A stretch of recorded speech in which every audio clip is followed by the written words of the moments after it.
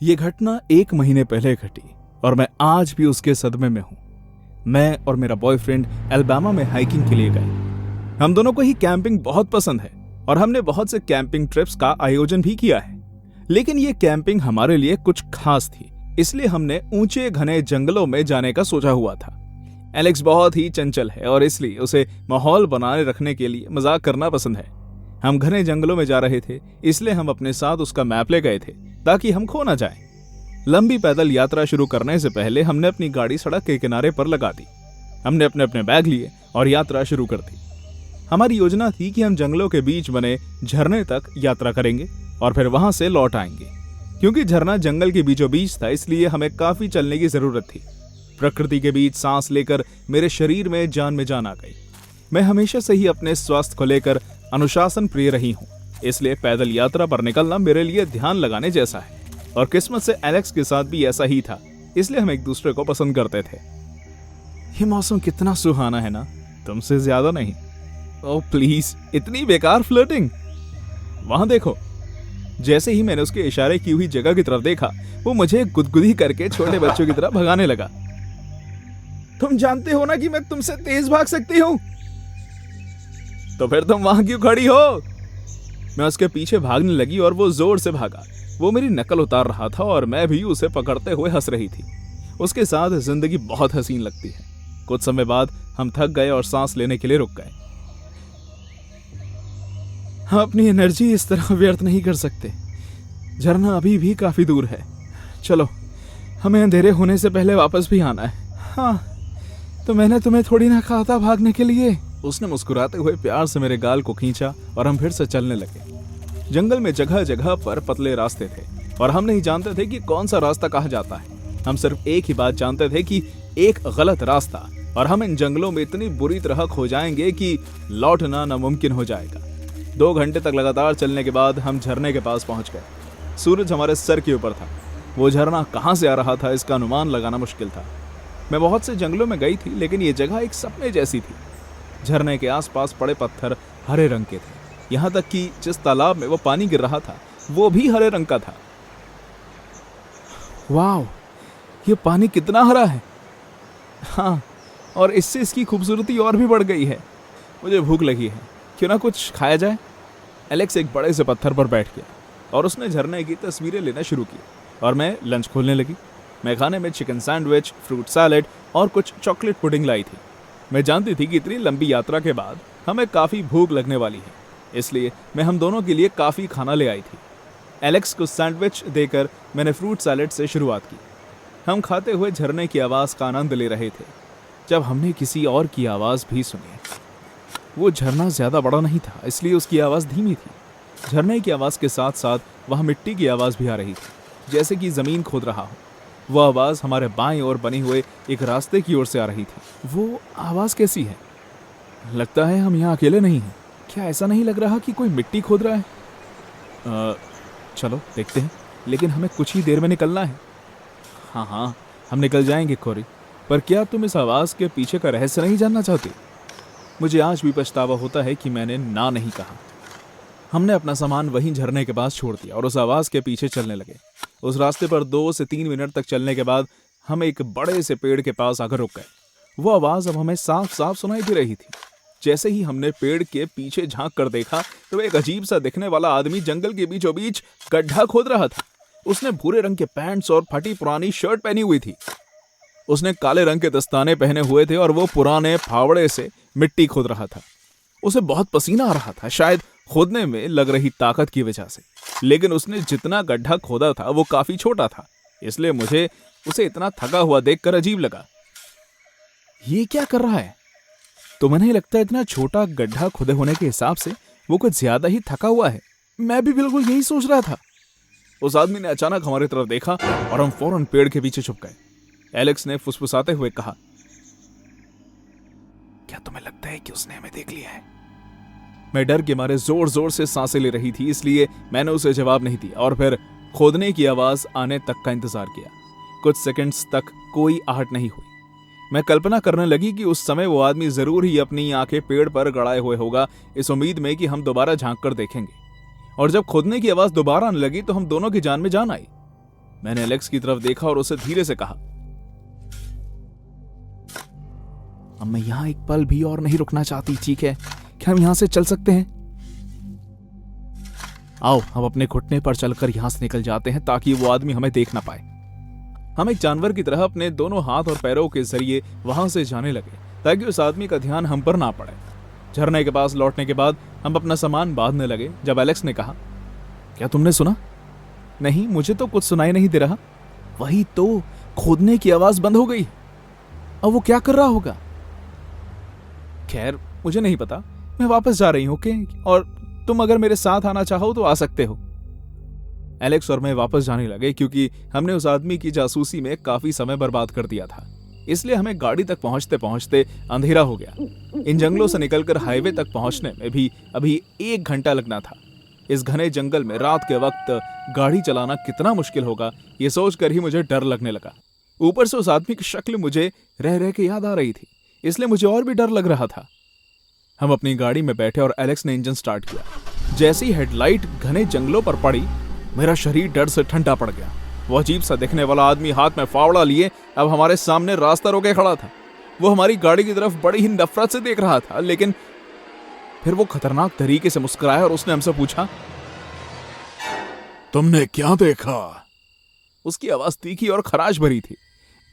मेरे हाथ सुन पड़ गए और एलेक्स का चेहरा भी फीका पड़ गया। एलेक्स ने फिर लड़खड़ाती हुई आवाज में कहा, क्या ये हमारा पीछा कर रहा था? मैंने तुमसे एक सवाल पूछा है, तुमने वहां क्या देखा? कुछ नहीं, हमने वहां कुछ नहीं देखा, समझे? तुम जमीन पर एक गड्ढा खोद रहे थे, बस। अब हटो हमारे रास्ते से, वरना हम गाड़ी तुम पर चढ़ा देंगे। जब उसने सुना कि मैं उसे धमकी दे रही हूं तो उसकी आंखें गुस्से में और भी बड़ी हो गई और उसने हमारी गाड़ी के शीशे पर थूक दिया। क्या तुम पागल हो गए हो? तुम हमें अकेला क्यों नहीं छोड़ देते भाई? क्योंकि तुम लोगों ने मेरे साथ ऐसा नहीं किया। मैं तुम्हें जाने नहीं दूंगा। मुझे माफ करना या फिर मत करना। ऐसा कहते हुए वो आदमी हमारी तरफ तेज भागते हुए हमारी गाड़ी की तरफ बढ़ा और फावड़ा हमारी गाड़ी के शीशे पर दे मारा। एक बार मारने पर ही हमारी गाड़ी के शीशे पर दरारें आ गई। गाड़ी चालू करो, गाड़ी चालू करो एलेक्स। एलेक्स ने गाड़ी का इंजन ऑन किया और उस आदमी ने एक बार फिर हमारी गाड़ी के शीशे पर मारा। इस बार गाड़ी का कांच टूट गया। कांच के टूटे हुए टुकड़े मेरे शरीर में गड़ गए और एलेक्स के भी, लेकिन एलेक्स ने अपनी पूरी जान लगाते हुए एक्सेलेरेटर दबाया और गाड़ी शोर करती हुई पूरी स्पीड में आगे बढ़ने लगी। वो आदमी अपने आप को बचाते हुए फौरन सामने से हट गया। अगर वो ऐसा ना करता तो हम उस पर गाड़ी चढ़ा देते। जैसे ही हम गाड़ी चलाकर भागने लगे, वो आदमी पीछे खड़े होकर हमें गंदी भाषा में कोसने लगा। जब हम हाईवे तक पहुंचे तब तक भी हम कांप रहे थे। हमने फौरन पास के पुलिस स्टेशन जाकर शिकायत दर्ज करवाने का फैसला किया। पुलिस ने जांच के तौर पर हमारी गाड़ी की तस्वीरें ले ली और हमसे वो जगह पूछी जहां हमने उस आदमी को पहली बार देखा था। अगले दिन हम सब उस जगह पर गए, पर वो आदमी कहीं नहीं था। पुलिस ने उस पूरे इलाके की छानबीन की। वो अपने साथ डॉग्स भी लाए थे। डॉग्स ने गड्ढे की तरफ सूंघकर भौंकना शुरू कर दिया। पुलिस को गड्ढे में एक छोटे बच्चे की लाश मिली जो 1 साल पहले लापता हो गया था। उस बच्चे के शरीर पर जगह जगह चोट के निशान थे और गला घुटने के निशान भी थे। ऐसा लग रहा था जैसे इस आदमी ने इस बच्चे को अगवा किया और फिर फिरौती मांगने के लिए उस पर अत्याचार किए। लेकिन उस बच्चे पर किया गया टॉर्चर इतना बढ़ गया कि उसने आखिरकार दम तोड़ दिया। पुलिस के डर से वो इस जंगल में आया ताकि इसके बीचों बीच वो इस बच्चे की लाश को दफना सके। उसने इस पूरे रास्ते उस बच्चे की लाश को खींचा, इसलिए गड्ढा खोदते समय वो हाँफ रहा था। एलेक्स और मैंने पुलिस को उस आदमी का हुलिया ठीक अच्छे से बता दिया ताकि वो इस पागल आदमी को पकड़ ले। मैं उम्मीद करती हूं कि वो जल्द से जल्द पकड़ा जाए। मैं वो पहला शख्स था जिसने इस बात का एहसास किया कि एक और इंसान हमारे साथ बैठा है। मैंने देखा कि हम 6 लोग बॉनफायर के पास बैठे हैं, लेकिन मुझे यकीन था कि घर से हम सिर्फ 5 लोग ही आए हैं। वो छठा इंसान रास्ते में ही कहीं हमारे साथ शामिल हुआ है, लेकिन कब और कहां इस बात का मुझे कोई अंदाजा नहीं। सभी चेहरे ऐसे थे जिन्हें मैं उन्हें बरसों से जानता था, इसलिए इस बात का एहसास होने में मुझे वक्त लग गया कि कोई और भी हमारे साथ बैठा है। मुझे एक एक करके सबके चेहरे ठीक से देखने पड़े और उनके साथ जुड़ा अपना इतिहास दोहराना पड़ा। ये याद करना पड़ा कि मैं उनसे कब मिला था, मैं उन्हें कैसे जानता था। मैं सबके साथ अपनी मुलाकात की गुत्थी सुलझाने लगा। पहले था मार्क। वो सारा के साथ बैठा था हमेशा की तरह उससे बातें कर रहा था। उसके बाद था बेन। हम पहले क्लास से बेस्ट फ्रेंड्स थे। उसने अपनी बाहें उसकी काफी पुरानी गर्लफ्रेंड जस्टिन पर रखी हुई थी। और उसके बाद था वो छठा इंसान। उसके बारे में मुझे कुछ याद नहीं आ रहा था। मैं उसी तरफ देखता रहा, लेकिन मुझे उसका नाम याद नहीं आया। और वो तब होता ना जब मैं उससे पहले कभी मिला होता। उसे देखकर मुझे ऐसा एहसास तो हो रहा था जैसे मैं उसे जानता हूं, लेकिन मुझे कुछ याद नहीं आ रहा था। लेकिन ऐसा क्यों? अगर मैं उसे जानता था तो मुझे उसका नाम क्यों याद नहीं था? वो हमारे साथ क्यों बैठा था? और ऐसा क्यों लग रहा था जैसे कि हम उसे जानते हैं? उसने मार्क और सैरा को बातें करते हुए देखा। जब वो दोनों हंसते तो ये लड़का भी हंसता, जब वो मुस्कुराते तो ये भी मुस्कुराता। ए पॉटर, बेन ने मुझे मेरा ख्यालों से भटकाते हुए कहा, तुम कहीं आसमान में खोए हुए हो क्या? मैं जस्टिन को हमारे 5th ग्रेड के टीचर के बारे में बता रहा था। क्या नाम था उनका? मिस्टर स्मिथ, मैंने कहा। ओह हाँ, मिस्टर स्मिथ। मैं जस्टिन को यही बता रहा था कि कैसे तुम उन्हें चढ़ाते थे और परेशान करते थे। तुम्हें याद है वो असाइनमेंट जो उन्होंने दिया था, जिसे तुमने येलो पेन से किया था? बेन और जस्टिन हंसने लगे। हाँ मुझे याद है, मैंने जवाब दिया। वो फिर से हंसने लगे और मैं भी बेमन से उनके साथ हंसा। जब मैंने उस लड़के की तरफ देखा तो वो हमें देखकर अजीब तरह से मुस्कुरा रहा था। वो हमेशा हमें ही देख रहा होता था, कभी अपनी नजरें नहीं हटाता था। शायद यही कारण था कि वो किसी की नजरों में नहीं आया। मुझे इस बात का शक होने लगा कि जैसे वो हम सबको पढ़ रहा हो, और मुझे इस बात से काफी डर लगने लगा। बेन ने अपनी बियर खत्म की और खाली कैन कूलर में डाल दिया। वेल, मैं अभी हल्का होकर आता हूं। ऐसे कहते हुए वो जंगलों में चला गया और अंधेरे में कहीं गुम हो गया। तुम अच्छे से जानते हो कि कब किससे पंगे लेना ठीक है, हाँ? जस्टिन ने कहा। मैंने उसकी तरफ देखा। मुझे बातचीत पर ध्यान लगाने में मुश्किल हो रही थी। उस परिस्थिति के सामने मुझे कुछ और समझ नहीं आ रहा था। एक अनजान आदमी ने खुद को हमारे ग्रुप में शामिल कर लिया था और किसी और का ध्यान उस पर अभी तक नहीं गया था। और कौन जानता था कि उसके इरादे क्या हैं? ये सवाल मेरे जहन में चलने लगा, जिसके जवाब किसी के पास नहीं थे। और किसी ने उसे क्यों नहीं देखा था? और मुझे उसका एहसास होने में इतना वक्त क्यों लगा? क्या मैं पागल हो रहा था? क्या मुझे भूलने की बीमारी हो रही थी, जो मैं इस दोस्त को याद नहीं कर पा रहा था? यहाँ चल क्या रहा है? वो आदमी अजीब तरीके से उठा। मैं अभी हलता होकर आता हूं, उसने कहा। वो पहली बार था जब मैंने उससे बात करते हुए सुना। उसने ततलाते हुए कहा। ऐसा लग रहा था जैसे उसे बोलने में तकलीफ हो रही थी और बहुत जोर लगा रहा था। वो अजीब ढंग से चलते हुए बेन की तरफ जंगलों में कहीं खो गया। किसी और का कोई ध्यान नहीं किया। जस्टिन तब भी बात करती रही। मुझे हमेशा से ही तुम्हारा और बेन का रिश्ता बहुत पसंद है। एक नई जगह जाना और अपने पुराने दोस्तों को छोड़ देना, ये कितना मुश्किल है। मेरा मतलब है कि मैं ज्यादा शिकायत नहीं कर सकती, लेकिन ऐसा ना होता तो मैं बेन और उसके दोस्तों से कभी नहीं मिल पाती। जस्टिन, क्या तुम्हें देख नहीं रहा कि यहाँ क्या हो रहा है? हाँ? क्या तुम कहना चाहती हो कि तुमने ध्यान नहीं दिया?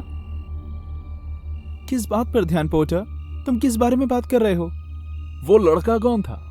मैंने उस खाली जगह पर इशारा करते हुए कहा जहां वो लड़का पहले बैठा हुआ था।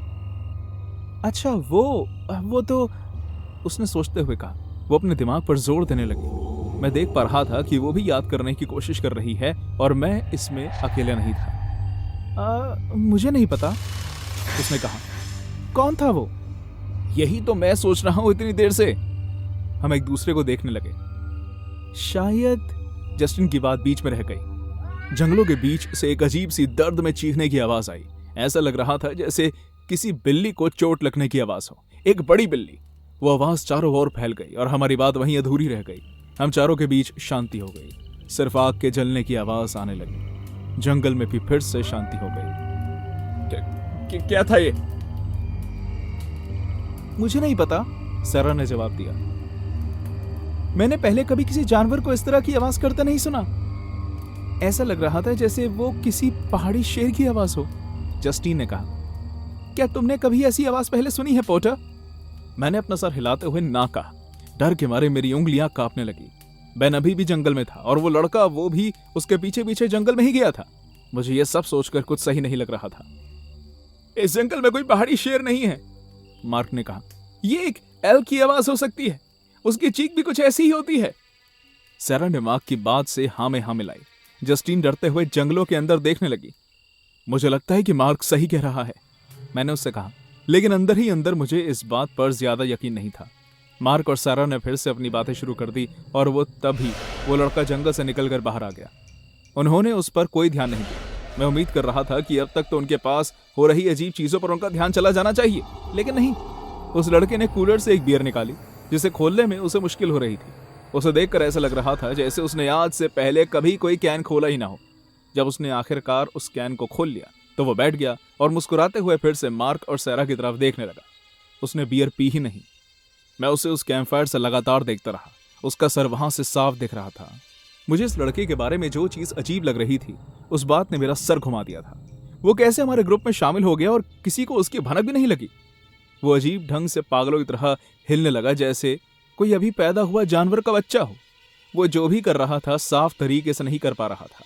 उस समय मैं इस बात पर इतना सोच नहीं पाया। अगर सोचा होता तो शायद मुझे एहसास हो जाता कि वो इंसानों जैसा बर्ताव नहीं कर रहा था। लेकिन उस समय मैं क्या सोचूं क्या नहीं उसके बारे में मुझे कुछ समझ नहीं आ रहा था। शायद मुझे सिर्फ इतना लगा कि वो कोई पागल है। मुझे याद है मैं उसे तभी के तभी बात करने वाला था। मैं उससे पूछना चाहता था कि आखिर वो यहाँ हमारे बीच कर क्या रहा है, लेकिन मैं इस बात को मानता हूँ कि मैं डर गया था। मुझे लग रहा था कि वो आदमी कहीं कोई खूनी ना हो और मैं जानता था कि वो कितना खतरनाक हो सकता है और कहीं उसके पास कोई हथियार तो नहीं थे। मैं नहीं चाहता था कि मेरी छोटी सी गलती की वजह से सबकी जान जाए। काफी वक्त बीत गया लेकिन बेन का कोई अता पता नहीं था। मुझे यकीन हो गया कि इसी आदमी ने बेन के साथ कुछ किया है। मैं उसे अपने अगले शिकार की योजना बनाते हुए देख सकता था। मेरा डर अब गुस्से में बदल गया और मुझे खतरा भी महसूस होने लगा। मेरा उसे रोकना जरूरी था। मेरे पास में कुल्हाड़ी पड़ी थी जिससे हमने कैंप फायर के लिए लकड़ियां काटी थी। वो आदमी खतरनाक था, मुझे इस बात का यकीन था। मैंने खुद को समझाया कि इससे पहले हम में से कोई उसका अगला शिकार बने मुझे उसे रोकना होगा।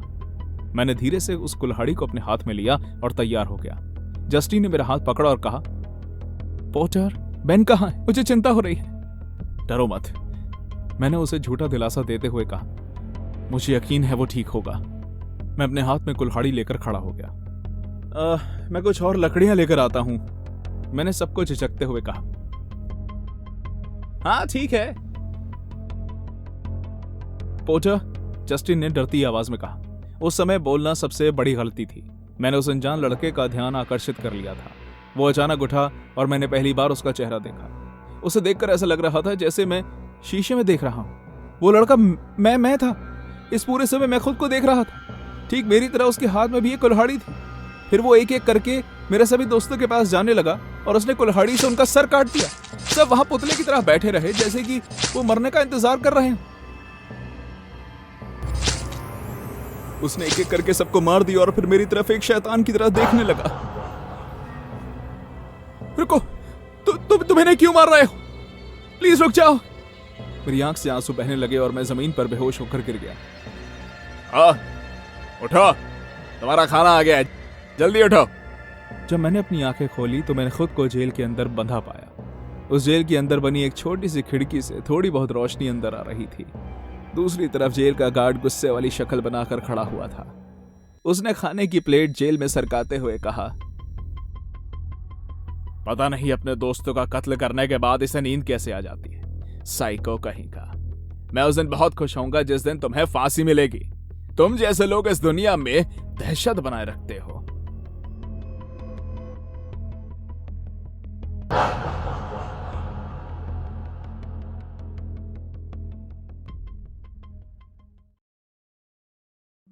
ये सब 21 जुलाई को शुरू हुआ। मुझे नेचर के करीब रहने का बहुत शौक है, इसलिए मैंने अपनी दो सहेलियों एलिस और इसाबेल के साथ पैदल यात्रा पर जाने का प्लान बनाया। हमने जरूरत का सामान बांधा और निकलने के लिए तैयार हो गए। मेरे डैड मुझे कैंपिंग के लिए ले जाया करते थे, इसलिए जंगलों के बीचों बीच में ऐसी जगह जानती थी जो बिल्कुल एकांत और शांत थी।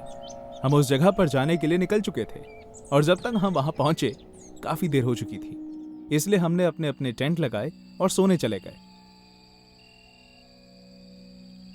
मैं नहीं जानती क्यों, लेकिन मुझे कुछ अच्छा महसूस नहीं हो रहा था। मुझे अंदर से ऐसा लग रहा था जैसे कुछ गलत होने वाला है। खैर, मैंने इस बात को नजरअंदाज किया और खुद को समझाया कि मैं शायद ज्यादा ही सोच रही हूं। इसके कुछ मिनट बाद ही मेरी आंखें बंद होने लगी और मैं सो गई। जहां तक मुझे लगता है कि अभी आधा घंटा ही हुआ था और किसी आवाज से मेरी नींद फिर खुल गई। पहले मैंने उस पर ज्यादा ध्यान नहीं दिया और सोचा कि शायद वो कोई छोटा जानवर होगा, लेकिन मेरे अंदर से फिर एक आवाज आई कि शायद मुझे एक बार देख लेना चाहिए, इसलिए मैं बाहर निकली। मैं एलिस को उठाने ही वाली थी कि वो पहले ही अपने टेंट से बाहर आ गई। उसने मेरी तरफ देखा और कहा, क्या तुमने भी सुना? मैंने उसे जवाब देते हुए कहा, हाँ, मुझे लगा कि शायद कोई छोटा जानवर या कुछ होगा। तब हमने गौर किया कि इसाबेला अपने टेंट से बाहर नहीं निकली है, और वो बहुत ही अजीब बात थी क्योंकि हम दोनों काफी शोर कर रहे थे।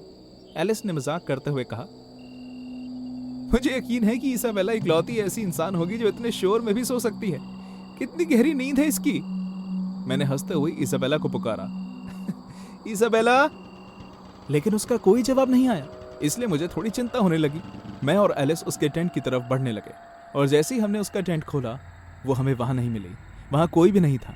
एलिस डर के मारे घबरा गई। ऐसा पहले कभी नहीं हुआ था। मैं भी ये देखकर काफी डर गई थी, लेकिन साथ ही साथ मेरे दिमाग में ये भी चल रहा था कि हमें फौरन कुछ करना होगा। इसलिए मैंने एलिस को शांत किया और उसे कहा कि हमें जल्द से जल्द इसाबेला की तलाश शुरू करनी पड़ेगी। हमने अपने बैग से अपनी अपनी टॉर्च निकाली और आसपास देखना शुरू कर दिया। कुछ घंटों की तलाश के बाद सूरज निकलने लगा। मैं ये देखकर खुश थी क्योंकि अब हमें साफ साफ दिखाई देगा। हमने उसे अगले कई घंटों तक और ढूंढा, पर कोई सुराग नहीं मिला। मैं बस हार मानने ही वाली थी कि एलिस ने चिल्लाकर कहा, मुझे कुछ मिला है।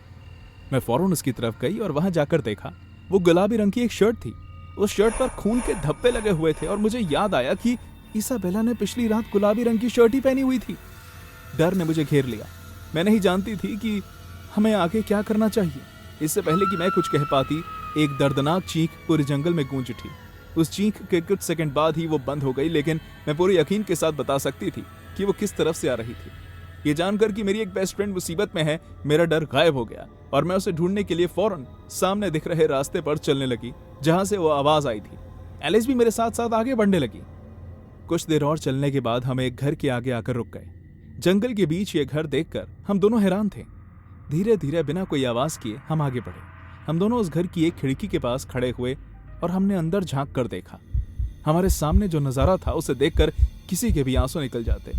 कमरे के बीच जमीन पर हमारी सहेली इसाबेला बैठी हुई थी। उसके शरीर पर चोट के निशान थे और उसकी एक आंख सूजी हुई थी। मैंने अपनी आंखें घुमाते हुए जितना देखा वो उतना और ज्यादा दर्दनाक होता गया। हमारी सहेली वहां अकेली लड़की नहीं थी, उसके साथ उसी हाल में और भी लड़कियां थी। मैं सोचने लगी कि इतनी निर्दयी कौन हो सकता है जब मेरी आंख उस आदमी पर पड़ी।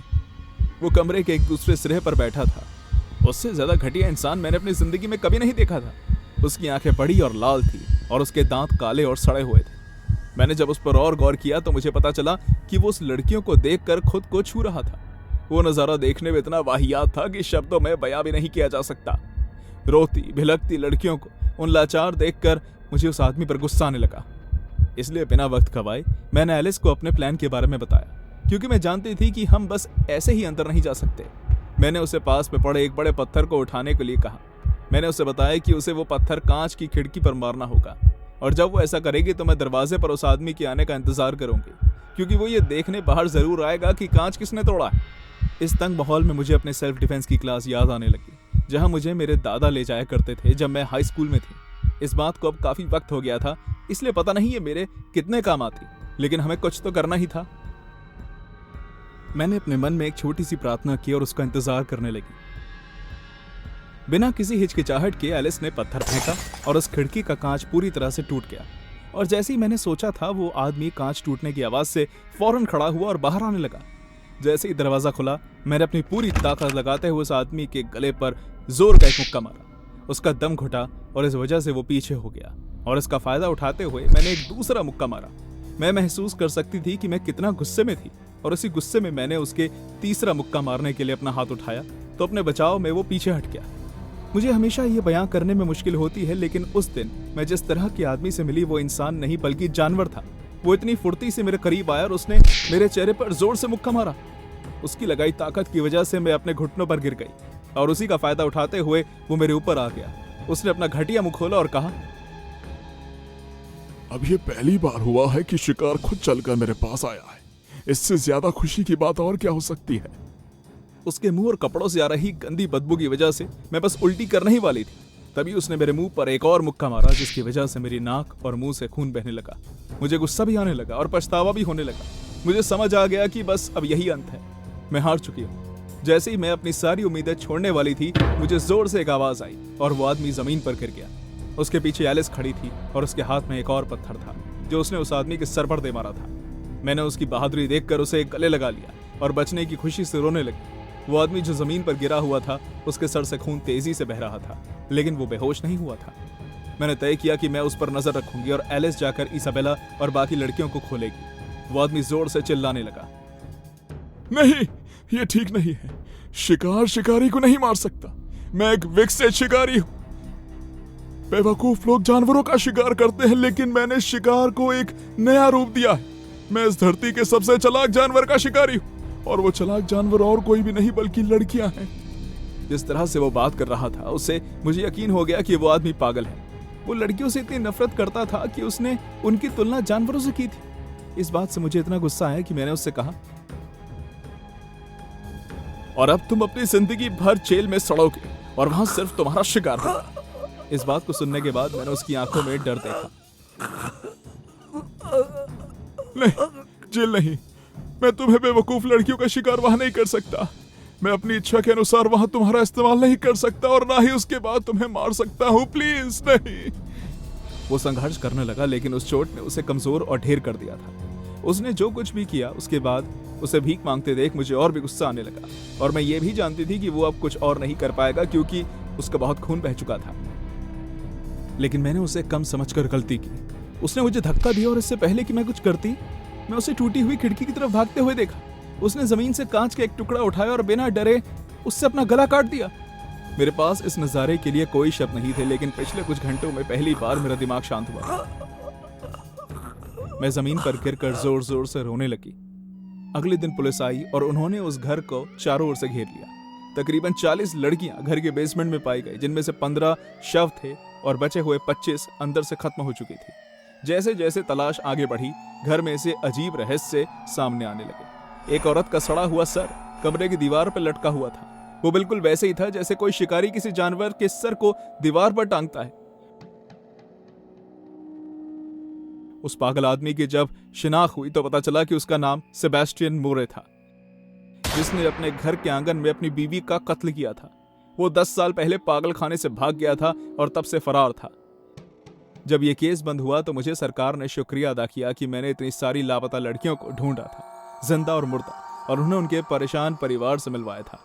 इस घटना को अब 4 साल हो चुके हैं और मुझे अक्सर सर्वाइवर इवेंट्स पर इस कहानी को बताने के लिए बुलाया जाता है। अभी दोबारा आप सबको ये कहानी बताते हुए मुझे एक वाक्य याद आ गया। एक बार किसी इवेंट की कहानी खत्म होने के बाद एक बच्चा मेरे पास आया और उसने कहा, ये बहुत ही दुखद कहानी थी और मैं खुश हूं कि आप बच गई, पर मुझे ये समझ नहीं आ रहा कि आप इतने घने जंगल में क्यों जाती हैं। मैं हमेशा इस चीज को लेकर बहुत स्पष्ट रही हूँ। जैसे आपको इस जंगल में वो आदमी मिला, उसी तरह वहाँ खतरनाक जानवर भी होते हैं, जैसे शेर, भेड़िया। इसलिए मैं अपनी सहेलियों को भी जाने से मना करती हूँ। मैंने उसकी तरफ देखा और मैं हंसने लगी, क्योंकि उस आदमी से मिलने के बाद मुझे इस बात पर यकीन हो गया कि हम इंसान जंगल में रह रहे किसी भी जानवर से कई ज्यादा खतरनाक हैं।